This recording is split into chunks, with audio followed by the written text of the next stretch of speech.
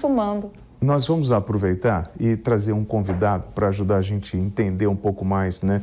Para ampliar o nosso conhecimento aqui, eu queria convidar o professor Ricardo Genari, mestre em políticas públicas e especialista em segurança, relações internacionais, terrorismo e inteligência, com pós-graduação em política e estratégia pela USP.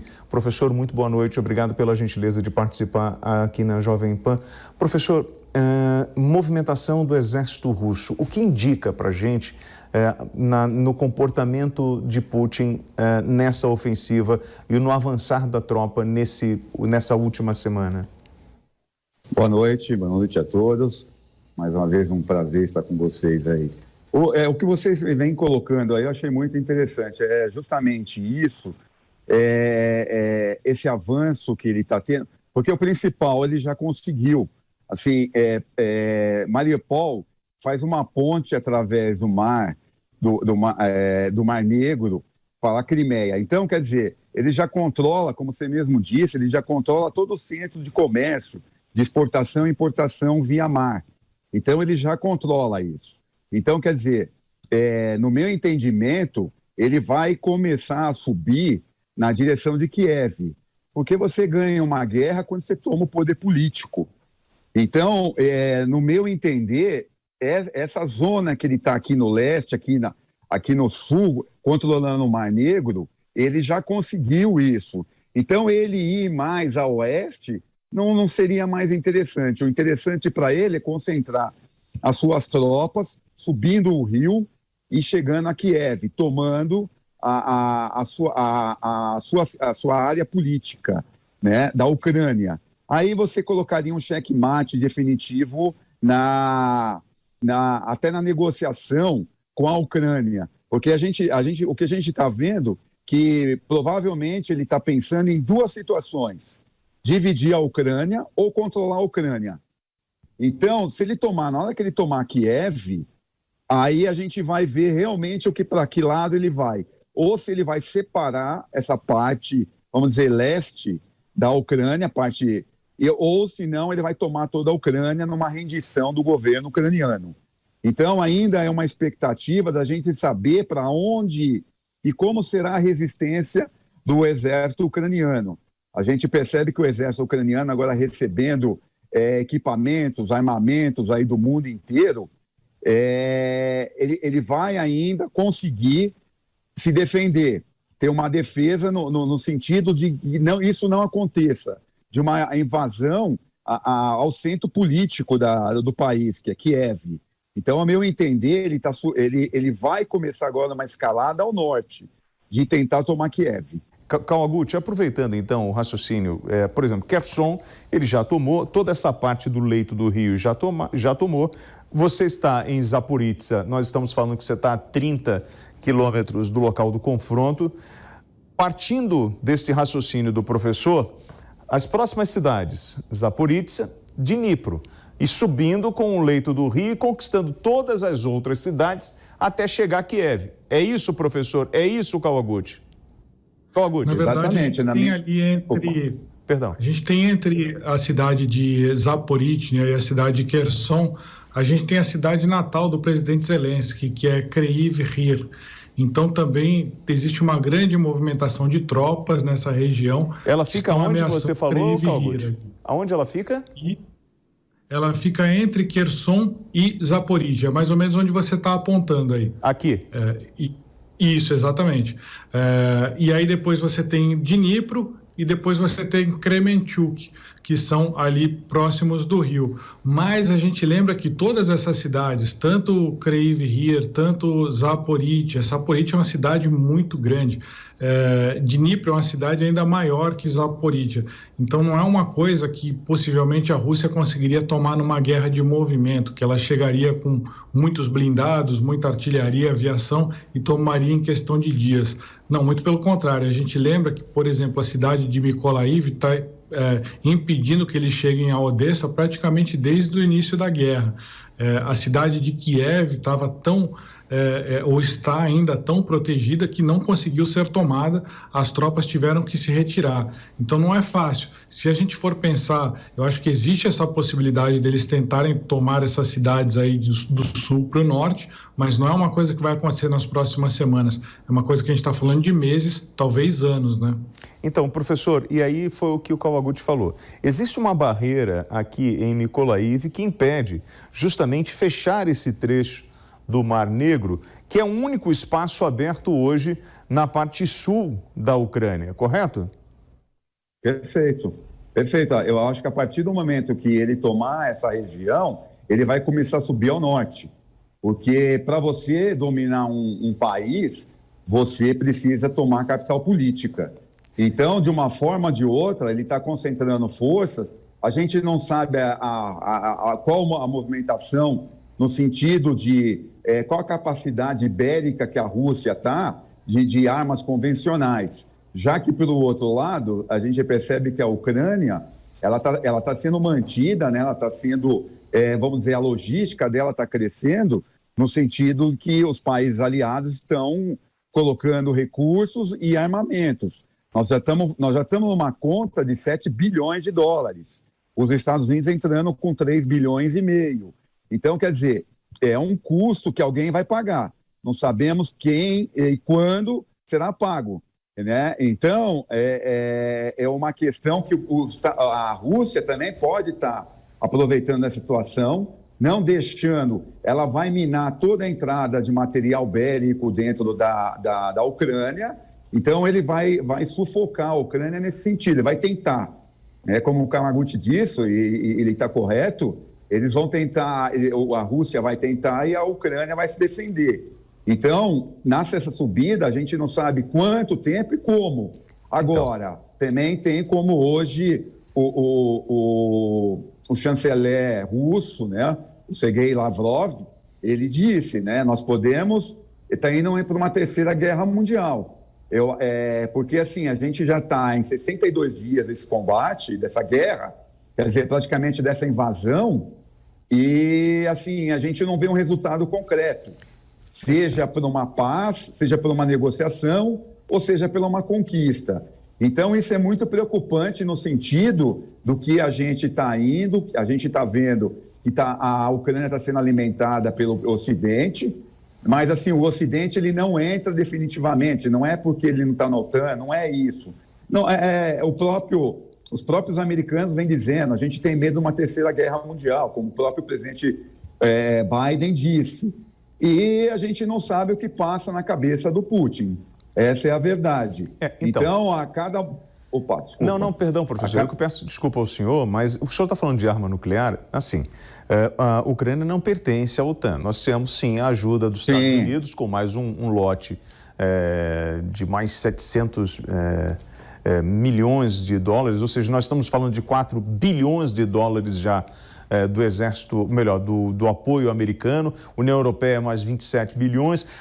O uso da arma nuclear é uma conta que o exército faz, né, do número de pessoas que vão morrer ao longo dos meses nesses confrontos. Então, esse discurso russo, essas narrativas que estão se apresentando nos últimos dias, podem justificar o uso desta tecnologia ou desse tipo de armamento para evitar, porque a narrativa é essa, eu uso a arma atômica para evitar uma baixa maior dentro do meu exército ou até mesmo do meu inimigo. Sim, exatamente. Porque, assim, o uso de um artefato nuclear é uma decisão. Então, quer dizer, a partir do momento que o Putin e seu staff sentir uma necessidade, a gente não está falando, quando ele fala, eu acredito que ele fale numa bomba de baixo impacto, que eles poderiam, essa é a ameaça da Rússia, de jogar uma bomba de baixo impacto. Não sabemos, e também tem outra situação, não sabemos aonde, porque ele fala, eu posso usar artefato nuclear ou mesmo armas convencionais em países que estão alimentando a Ucrânia. Então, quer dizer, eu acho que eles estão usando isso como uma medida de se negociar, né? De colocar um medo e de tentar uma negociação no sentido do que nós vamos entrar e vamos tomar, por vários motivos. Então, ele, como tem mais de 2.000 artefatos nucleares, ele tem essa barganha de falar que ele realmente pode usar. Eu também não acredito, mas, assim, está dentro do escopo do planejamento da estratégia russa. Agora, Fabi, Putin não tinha o direito de guerra, mas foi lá e invadiu a Ucrânia. Se ele joga algum tipo de artefato nuclear dentro do território ucraniano, no direito internacional, na verdade, ele não está atacando nenhum país da OTAN. Exatamente. Ele não dá o direito à guerra, por exemplo, aos Estados Unidos, à União Europeia. Exatamente, aí que está exatamente isso.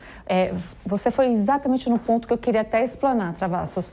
O Putin, logo no começo, ele falou sobre a questão da OTAN e todo mundo falava que era a questão da OTAN. A OTAN ficou secundária. Por quê? Porque agora a gente tem a Ucrânia. Se ele quisesse, vamos pensar, se a OTAN quisesse encerrar esse conflito, era só ter falado, a Ucrânia jamais vai entrar para a OTAN. Acabava a narrativa do Putin, mas eles não fizeram isso, eles ficaram naquela ainda de dizer, talvez a gente suporte vocês. E eu vejo que a Ucrânia, nesse sentido, foi traída pela União Europeia, pela OTAN, ficou ali no meio. A Ucrânia é a grande vítima dessa situação. O povo ucraniano é a grande vítima de uma situação, um conflito mundial, uma nova ordem mundial político-econômica que está se estabelecendo diante dos nossos olhos. E a gente está lidando com o povo russo, com o exército russo, que também é um pouco míope e fala, vamos derrubar o Putin. Tá bom, se derrubar o Putin, pode subir um Lavrov, por exemplo, alguém altamente capacitado, que tem a doutrina russa,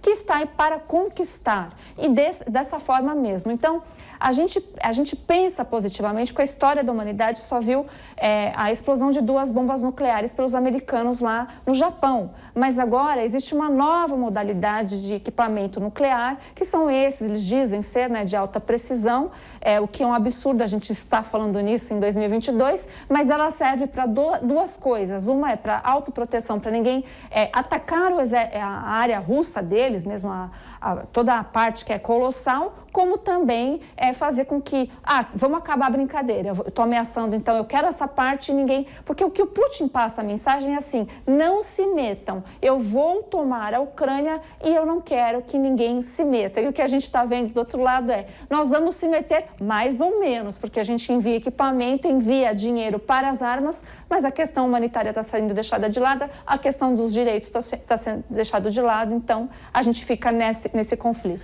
Nós temos uma cidade a 140 quilômetros da fronteira, já em território russo, que é Briansk. Ela fica justamente aqui. Nós tivemos 2 bombardeios. Kawaguchi, me ajuda. Um bombardeio foi justamente num depósito de munição e o outro foi no único oleoduto que fornece petróleo russo para a Europa. Nós não sabemos se esse foi um ataque do exército ucraniano ou se foi algum outro tipo a bandeira amiga, não é isso, Kawaguchi, como eles costumam dizer? Eles chamam de bandeira falsa. Bandeira falsa. Quando você faria um ataque no seu próprio território para culpar o inimigo. Eu acho que faz sentido... São essas imagens, né, Kawaguchi? Exatamente. Faz sentido os ataques naquela região terem sido feitos pela Ucrânia.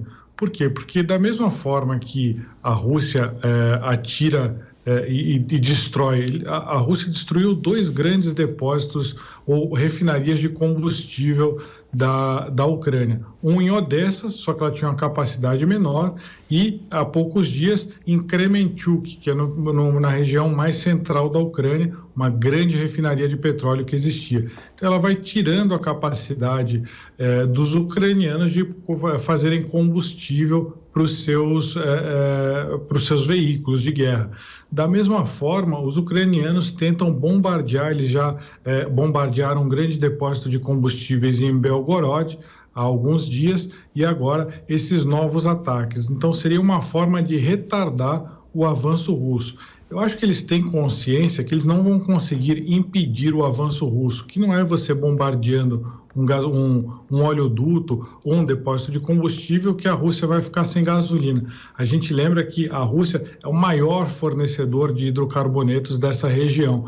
Então vai vir de alguma outra região da Rússia. Só que quando ele ataca ali, ele atrasa essa chegada de combustíveis. E o que ele está fazendo? Ele está tentando ganhar tempo. O Zelensky tenta ganhar tempo de todas as formas, seja atacando na retaguarda da Rússia, seja mantendo uma resistência em Mariupol, porque o russo é obrigado a deixar uma força considerável ali em Mariupol para lutar contra o batalhão que está naquela fábrica de Azovstal. Se não tivesse aquele batalhão, ele liberaria essas tropas para ir lutar em outras frentes, no Donbass. Ou seja, em uma das avaliações mais aceitas é que a Ucrânia está tentando ganhar tempo para trazer o máximo de armas ocidentais possíveis para a região do Donbass. E aí sim vai ter uma batalha de grandes proporções, porque parece que no momento que a Ucrânia está tentando ganhar tempo, a Rússia também está se reorganizando. Ela não lançou e está longe de lançar o seu ataque total ainda nessa região de Donbass. Tem muita tropa vindo, tem mais ou menos 40 mil tropas ainda para se juntarem às 90 mil que já estão nessa região. Então, a gente vê, às vezes parece para o telespectador que está diminuindo a intensidade da guerra, mas eu acho que isso é uma ilusão de mídia. Diferente da gente aqui que faz o especial todo dia da semana, isso acabou, o assunto da guerra acabou pegando um espaço menor no noticiário, até da concorrência de outras empresas de mídia. E o brasileiro pode achar que diminuiu a intensidade do conflito, mas é pelo contrário, está aumentando a intensidade do conflito. E as duas forças estão se preparando para aumentar isso ainda mais. Enquanto uma vai escalar de um lado, a outra vai escalar do outro. E a gente deve ver ainda uma parte muito violenta desse conflito aí nos próximos dias ou semanas. Bom, o inverno, Kawaguchi, começou em dezembro, né? Finalzinho de dezembro, lá para o dia 21, e foi até agora, finalzinho de março, lá para o dia 20 de março. Temperatura agora aí, Kawaguchi? Aproximada. 19, 20 graus. 19, 20 graus. Tá tranquilo. Bom, o que acontece, professor? A empresa russa de gás vai suspender completamente o fornecimento de gás à Polônia. Segundo o comunicado da estatal polonesa de gás, o interrompimento do produto já começa a valer a partir desta quarta-feira. A Polônia disse que tem outros contratos que compensam essa interrupção, mas processará a Gazprom e o governo russo por quebra de contrato. Lembrando que a Polônia é a porta de entrada dos armamentos que chegam a território ucraniano e também é aquela que é a porta de saída para todos os refugiados. Ou seja, o papel da Polônia nessa guerra, ele é um papel estratégico. O posicionamento dela territorial contribuiu muito, né, para a logística operacional do exército russo e da saída do exército ucraniano e para a saída dos ucranianos de dentro do território. E agora nós temos esse problema do gás num período que a temperatura, porque o gás não é só para o aquecimento, certo, doutor? Eu concordo. A situação da Polônia é bem interessante.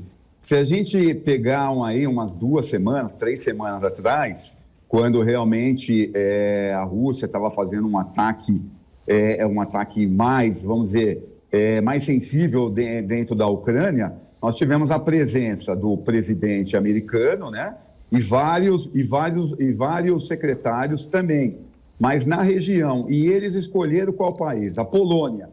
A Polônia, ela tem uma característica interessante nessa região, porque desde 1990, quando o presidente Bush, o pai ainda, né, tentou colocar os mísseis intercontinentais, por causa da questão do Irã, nessa região. E em 2008, 2009, o presidente Obama também tentou fazer a mesma coisa na Polônia. Então, parece que a Polônia ela se coloca numa situação de uma liderança dessa região contra a Rússia. Então, a gente vê autoridades indo sempre para a Polônia. A Polônia agora tentou repassar os MiG-29, que são aviões superpotentes, para a Ucrânia, os Estados Unidos foi contrário a essa colocação de não envio desses aviões MiG-29. Então, quer dizer, e agora essa questão do gás, né? É como você falou, agora não a produção, mas o uso do gás, ele é importante, mas diminui no sentido do quê? Da vida das pessoas, né? Porque quando você está no frio, você precisa ter ar quente, e isso que o gás faz. Mas, assim, a gente vai pelo outro lado também, a gente vê a situação da Alemanha. A Alemanha, quando o Putin realmente ameaçou de parar, de colocar, repassar o gás para a Alemanha a gente vê que está um pouco stand-by já há um bom tempo, mas justamente por isso. Agora, essa semana, a Alemanha já coloca uma situação de realmente já começar a mandar armamento e mandar recursos financeiros. Então, essas estratégias, elas são muito pontuais por vários mecanismos, né? Mecanismo do tempo, mecanismo do dinheiro, mecanismo do armamento.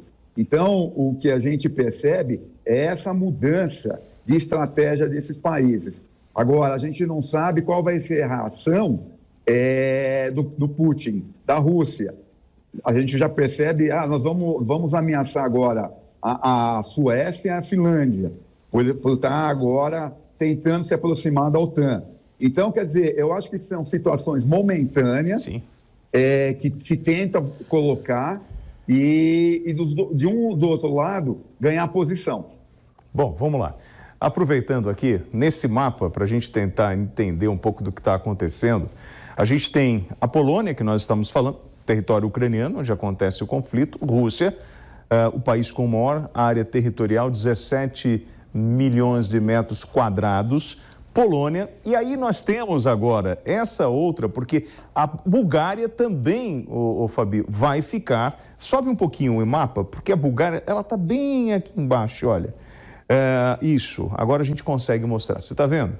E a Bulgária também vai ter o fornecimento de gás suspenso, Fabi. Vamos deixar umas coisas aqui bem claras. Essa suspensão de gás não significa somente, não, que vamos ficar sem aquecimento por conta do frio. Não, o gás nesses lugares, ele é convertido para energia elétrica. Então, é toda a indústria que não vai, que na questão da Alemanha isso é gritante, porque a Alemanha, com aquela agenda verde, fez essa opção, eles não têm opção. Então, vai faltar para a indústria alemã, que no caso até é o motor da União Europeia. Então a gente vê tudo isso acontecendo na Polônia, mas a Polônia, uma coisa é certa, historicamente ela tem aversão à ocupação. Lembramos aqui que a Polônia foi ocupada na Segunda Grande Guerra Mundial pelos nazistas de uma forma super violenta. É lá onde tem campos de concentração gigantes, eles reconstruíram lugares totalmente devassados. Então, a gente entende que existe até um apreço por não invasão hostil e dá para entender o comportamento dos poloneses. Mas aí a gente leva para a questão interna, Travassos. Por exemplo, a gente está vivendo aqui no Brasil, de repente a gente vai ficar sem gás, sem energia e ainda com pessoas que não são da nossa casa, da nossa própria casa. É isso que a gente vai ver na Polônia. Então, observar os próximos dias do que vai acontecer de fato com a Polônia, se ela vai ter uma ajuda do restante da União Europeia e da própria OTAN, vai acabar determinando os fatores essenciais desse conflito. Vamos ver se eles vão ser covardes também e vão deixar a Polônia depois sozinha aí para se defender. E aí, Kawaguchi, você falou muito bem sobre a escalada da guerra, né? A gente tem agora, o conflito estava todo aqui, em território ucraniano. E aí você já vem com interrompendo o fornecimento de gás, Bulgária, Polônia. O professor lembrou muito bem, Finlândia e Suécia, recado claro de Putin. E o recado claro também a toda a União Europeia. Então, o que a gente observa é que Putin, de uma forma ou de outra, está mexendo as peças do tabuleiro, está começando a direcionar não só para território ucraniano, mas para os outros países que estão no entorno com o fornecimento. Ou seja, nós estamos aumentando a tensão e muito na Europa.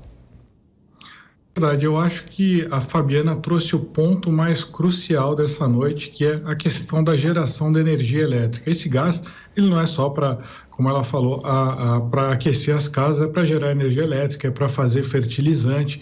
Imagina que como a Fabi muito bem colocou, toda a indústria europeia ali, ela é baseada para produzir você precisa de energia elétrica.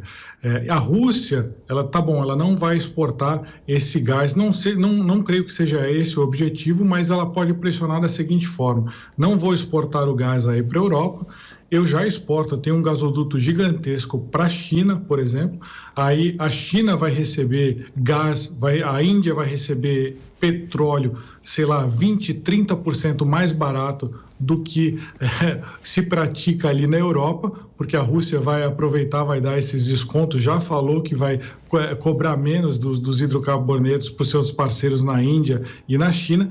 Imagina uma competição que já é muito grande entre as manufaturas, entre as fábricas da Europa com a China, e a China, todo mundo sabe aí que tem uma grande vantagem de manufatura.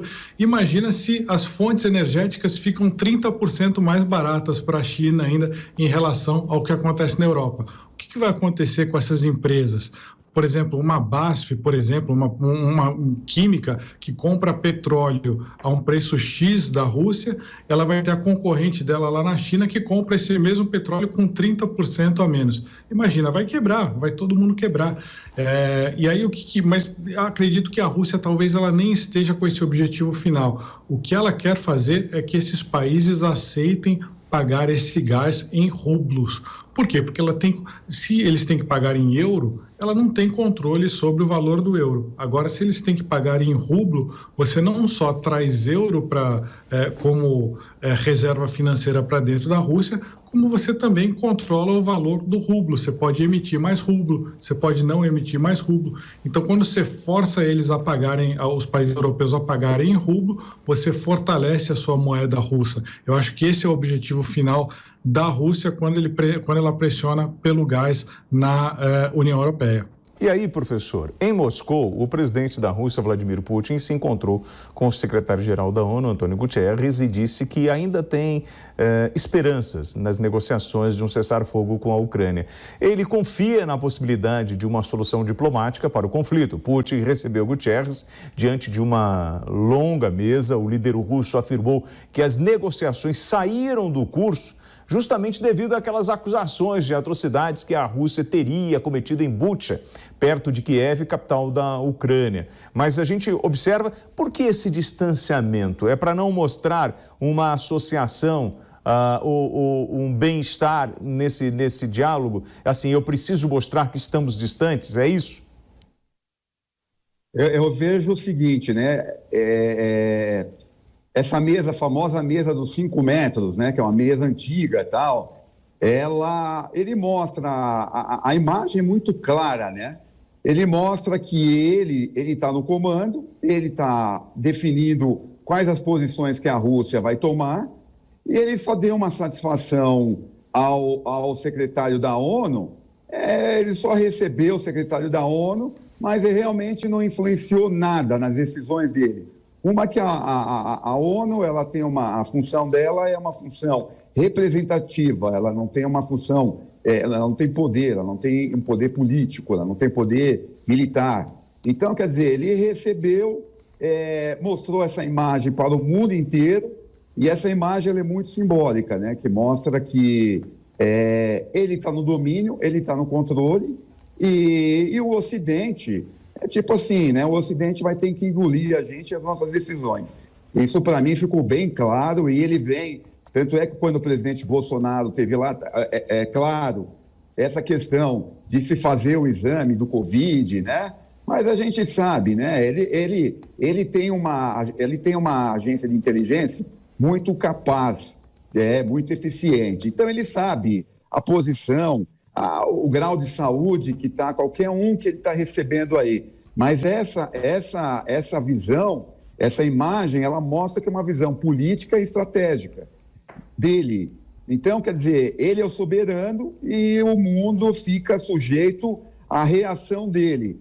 Então, a gente fica aguardando que, como a Fabiana disse, né, que o Ocidente ele não fique tão omisso, né? Vamos dizer, porque não adianta nada você ficar enviando armamento, mas assim, ó, você faz, eu te alimento, mas eu tô fora.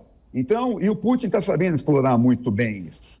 Então, por isso que ele fica atacando, ele fica ameaçando outros países, como você mesmo disse. Quer dizer, essa guerra começou ali na Ucrânia, mas ela já tem tentáculos já pela Europa. Polônia,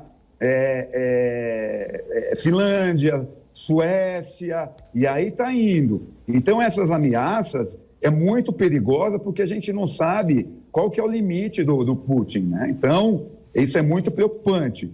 E a visita dele foi uma visita mesmo de praxe, vamos dizer, colocar entre aspas, de um estadista, ele recebeu, mas não influenciou em nada, não influenciou num acordo, numa negociação, na minha visão, não influenciou em nada.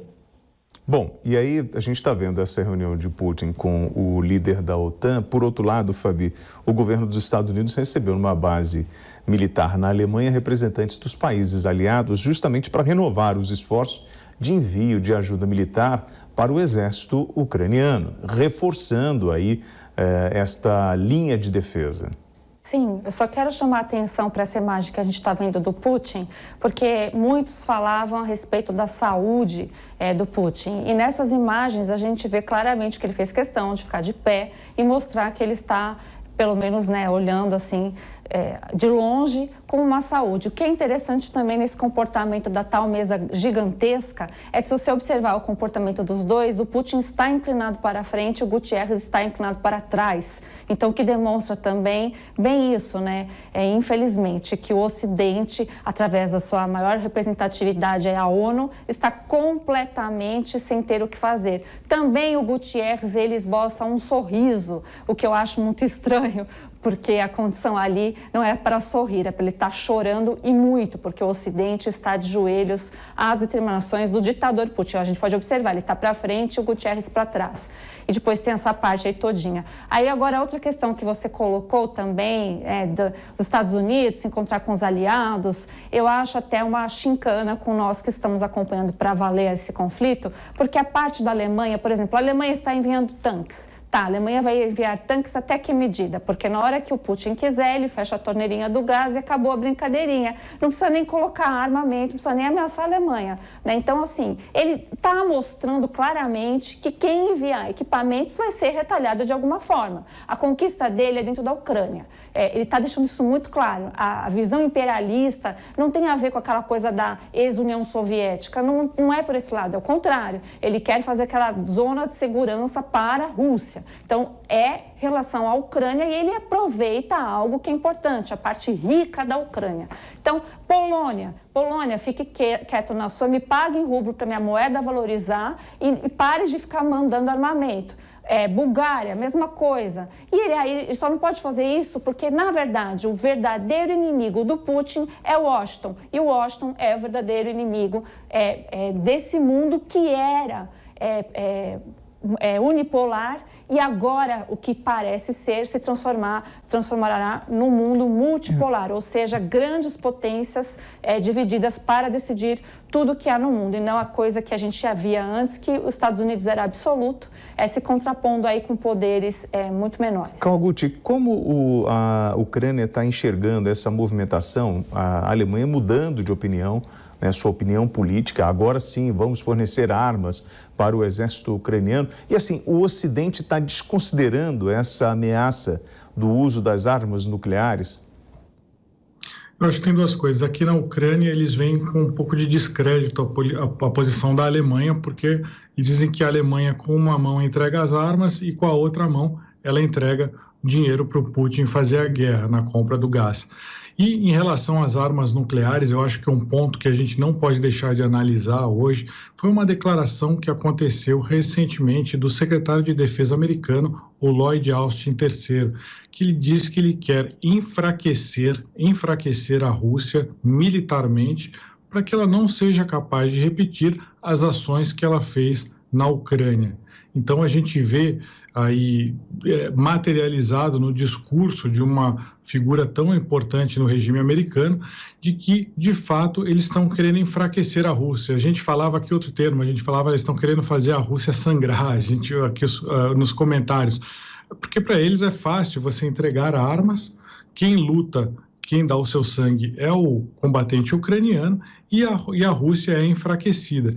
Então, isso se materializou em discurso agora. Eles estão, e quando eles colocam essas armas, eles estão querendo enfraquecer o seu grande rival na região, que é a Rússia. Está materializado aquilo que a gente falava, que a gente já especulava há várias semanas aqui. Bom, para falar dessa escalada de tensões, os Estados Unidos advertiram nesta terça-feira para as tentativas de escalada de tensões após uma série de explosões na região separatista da Moldávia, pró-Rússia, da Transnistria, fronteira com a Ucrânia. Professor, isso amplia a suspeita de que o governo de Vladimir Putin almeja um alvo além daqueles oficialmente declarados para justificar a invasão? Com certeza. Quando você está numa situação de tensão, como é esse conflito, você tem algumas, você no seu mapa de guerra, você coloca quais as situações que você necessita para vencer. Então, enquanto ele encontra barreiras, resistência de um lado, ele busca outra. Só que a primeira visão, a gente vê aquele mapa, eu estava vendo aquele... Você vê que aquela região de Donbás, assim, ele tomando aquela região, praticamente ele tomou a parte econômica da Ucrânia. Então, ele vai ter o controle da economia, vamos dizer, da economia ucraniana. Então, de exportação, importação, mesmo a entrada de material militar. Então, quer dizer, ele está tentando fechar um cerco, que é um cerco, na minha visão, é um cerco estratégico, para ele realmente dominar a Ucrânia. Então, a partir do momento, é o que eu disse lá atrás, a partir desse momento, na minha visão, ele começa a subir para Kiev. Por quê? A necessidade dele e ele mostrar ao mundo que ele tem condição de vencer essa guerra. A gente não sabe quanto tempo, mas é aquela história, é igual na Segunda Guerra Mundial, se jogaram 2 bombas no Japão e iam jogar a terceira bomba em Tóquio. E aí o que aconteceu? Não jogaram porque a destruição foi muito grande. Então, uma das coisas que, ao meu ver, ele tem receio disso.